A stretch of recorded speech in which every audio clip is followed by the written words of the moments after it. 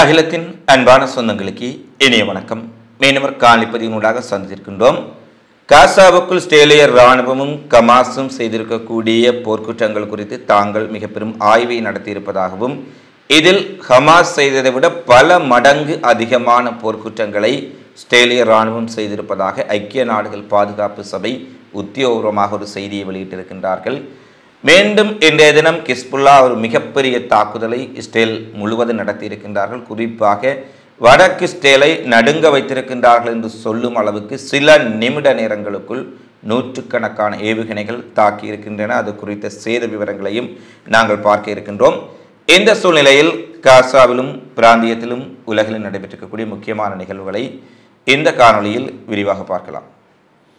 காசாவில் அக்டோபர் 7ஆம் தேதிக்கு பின்னர் இஸ்ரேல் மேற்கொண்ட இராணுவ நடவடிக்கையின் போது மக்கள் குடியிருப்புகள் அதிகமாக இருக்கின்ற இடங்களின் மீது வேண்டுமென்றே இஸ்ரேலிய இராணுவம் துல்லியமாக தாக்குவதற்குரிய ஆயுதங்கள் இருந்த போதிலும் கூட, ஹமாஸினுடைய இலக்குகள் நன்கு அறிந்திருந்த போதும் கூட, காசாவில் இருக்கக்கூடிய பொதுமக்களுக்கு அதிக உயிர் சேதத்தை ஏற்படுத்த வேண்டும் என்பதற்காக வேண்டுமென்றே மிக பெரும் அழிவை ஏற்படுத்தக்கூடிய மிகப்பெரிய பரப்பளவை அளிக்கக்கூடிய ஆயுதங்களை இஸ்ரேலிய இராணுவத்தினர் பயன்படுத்தி இருக்கின்றார்கள் என்பதை இன்றைய தினம் ஐக்கிய நாடுகள் சபையினுடைய சிறப்பு விசாரணை அறிக்கையாளர் தெரிவித்திருக்கின்றார்.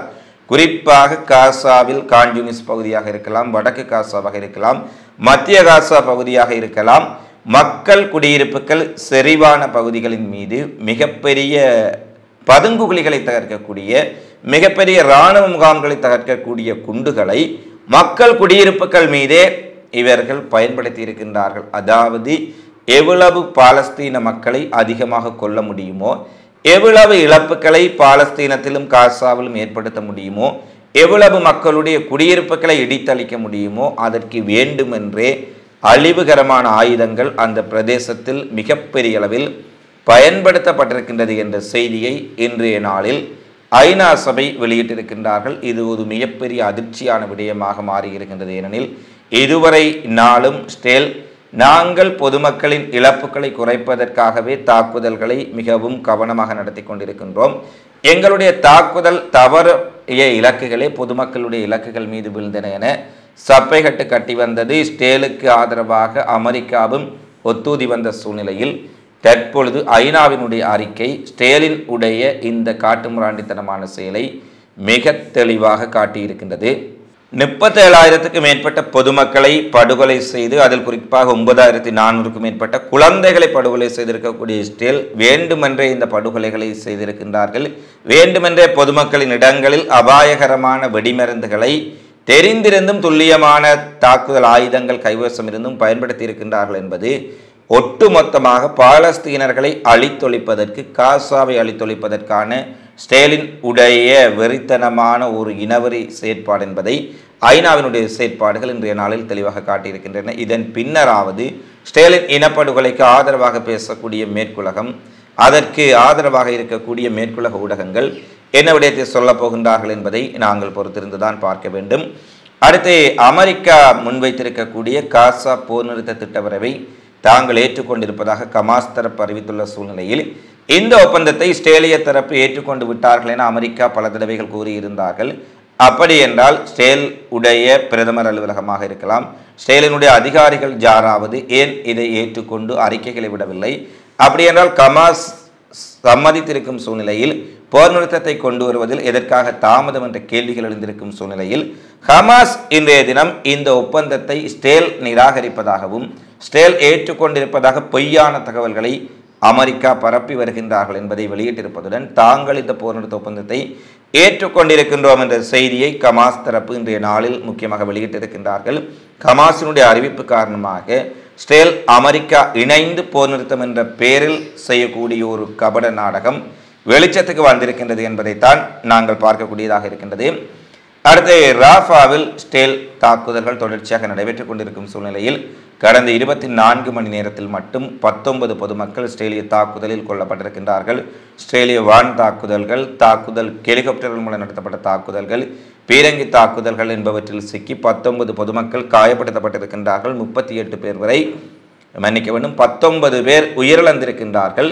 38 பேர் வரை அங்கு காயப்படுத்தப்பட்டிருக்கின்றார்கள் என்ற செய்தி வழியாக இருக்கின்றது. அதே போல இஸ்லாமிய ஜிகாத் பாலஸ்தீன இஸ்லாமிய ஜிகாத் போராளிகளுக்கும் இஸ்ரேல் ஆக்கிரமிப்பு படைகளுக்கும் இடையேயும் அல்-கஸ்ஸாம் படைப்பிரிவுக்கும் இஸ்ரேலிய ஆக்கிரமிப்பு இராணுவத்திற்கும் இடையே பல இடங்களில் நேருக்கு நேர் மிக கடுமையான துப்பாக்கி சண்டைகள் நடைபெற்றிருப்பதான செய்திகளும் வெளியாக இருக்கின்றன.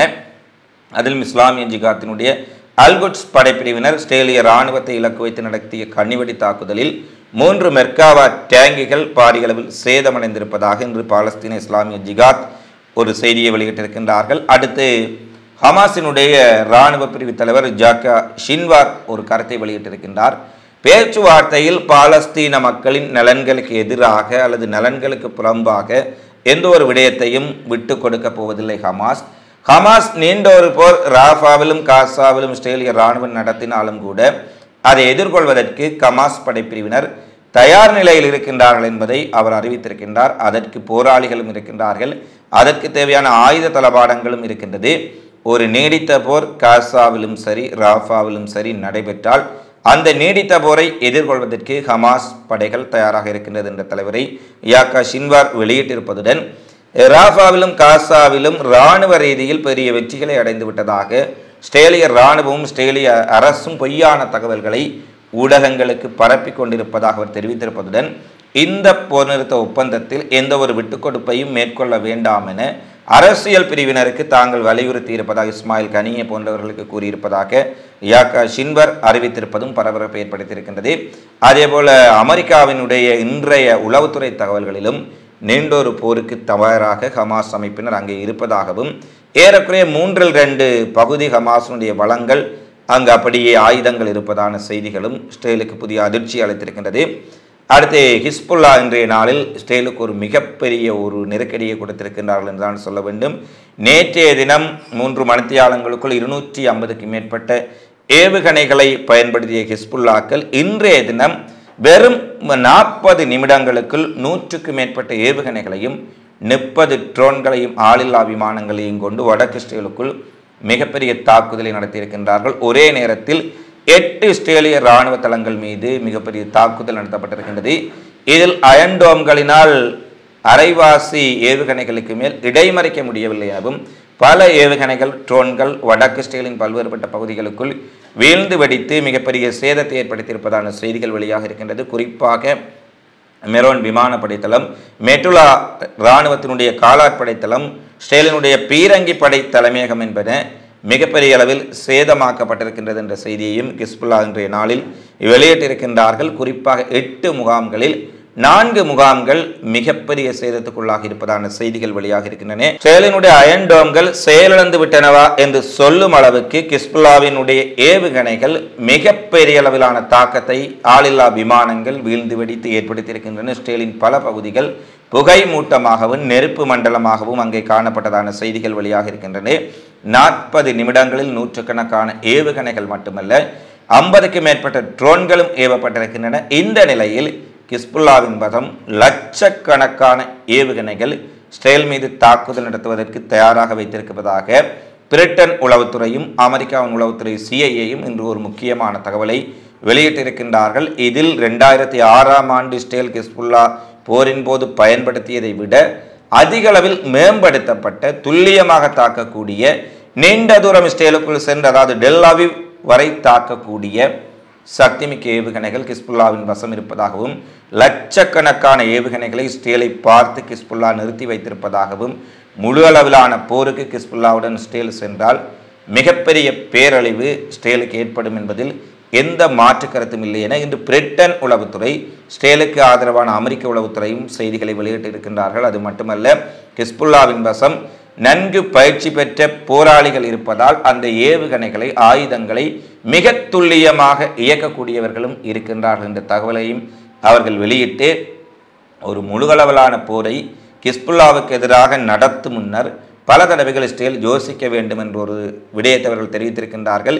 ஏனெனில் ஹிஸ்புல்லா இந்த மாதத்தில் அதாவது ஜூன் மாதத்தில் மற்றும் ஏறக்குறைய 13 தினங்களுக்குள் 3000க்கு மேற்பட்ட ராக்கெட்டுகளை இஸ்ரேலுக்கு எதிராக பயன்படுத்தி இருக்கின்றார்கள். இந்த முழு அளவிலான போர் இல்லாத ஒரு சூழ்நிலையில் அப்படி என்றால் முழு அளவிலான போரை ஹிஸ்புல்லா தொடங்கினால் தினமும் ஆயிரக்கணக்கான ராக்கெட்டுகளையும் ஏவுகணைகளையும் இஸ்ரேல் எதிர்கொள்ள நேரிடும். அப்படி எதிர்கொள்ள நேரிட்டால் சில நாட்களிலேயே ஐண்டோம்கள் செயலிழந்துவிடும். அதன் பின்னர் ஹிஸ்புல்லா மிகப்பெரிய ஒரு சிக்கலை இஸ்ரேலுக்கு ஏற்படுத்தும் என்ற செய்தியை இன்று அமெரிக்க உளவுத்துறை இஸ்ரேலுக்கு விடுத்திருக்கின்றார்கள். அதே போலத்தான் இன்று நடைபெற்ற தாக்குதலிலேயே நூற்றுக்கணக்கான ஏவுகணைகள் இஸ்ரேலுக்குள் பாய்ந்து மிகப்பெரிய சேதங்களை ஏற்படுத்தி இருக்கின்றது.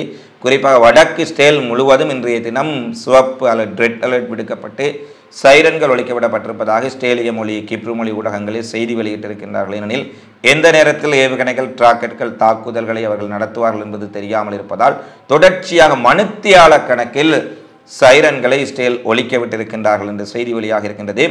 அடுத்து எகிப்து, ஐக்கிய அரபு எமிரேட்ஸ், பஹ்ரைன் மற்றும் ஜோர்டான் ஆகிய நாடுகளின் இராணுவ தலைவர்கள் இன்றைய தினம் பஹ்ரைனில் இஸ்ரேலிய இராணுவ தளபதி கிரேசியுடன் ஒரு சந்திப்பை நடத்தி இருக்கின்றார்கள் என்ற ஒரு செய்தியும், அவர்கள் கூட்டு பிராந்திய ஒத்துழைப்பின் வாய்ப்புகள் குறித்து பேசியிருக்கின்றார்கள் என்ற ஒரு செய்தியும் வெளியாக இருக்கின்றது.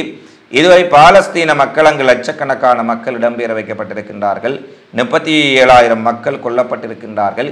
இத்தனை கொடூரங்களையும் அட்டூழியங்களையும் இஸ்ரேல் செய்து கொண்டிருக்கின்ற போது இஸ்ரேலிய இராணுவத்துக்கு எதிராக ஒன்றிணையாதவர்கள், அங்கிருக்கும் பாலஸ்தீன இஸ்லாமிய மக்களை காப்பதற்காக சிறிய ஒரு துரும்பை கூட நகர்த்தாத இந்த இராணுவ படைகள் இஸ்ரேலை பாதுகாப்பதற்காக இஸ்ரேல் இராணுவ தளபதியை சந்தித்து பேசியிருக்கின்றார்கள். இஸ்ரேல் இராணுவ தளபதி இவர்களை பஹ்ரைனில் சந்தித்து பேசியிருக்கின்றார்கள் என்பது மிக மிக கோபத்தை பல நாடுகளில் எழுப்பியிருக்கின்றது. குறிப்பாக பலர் சமூக வலைத்தளங்களில் கூட இந்த சந்திப்பு குறித்து தங்களுடைய காட்டமான கருத்துக்களை வெளியிட்டிருக்கின்றார்கள்.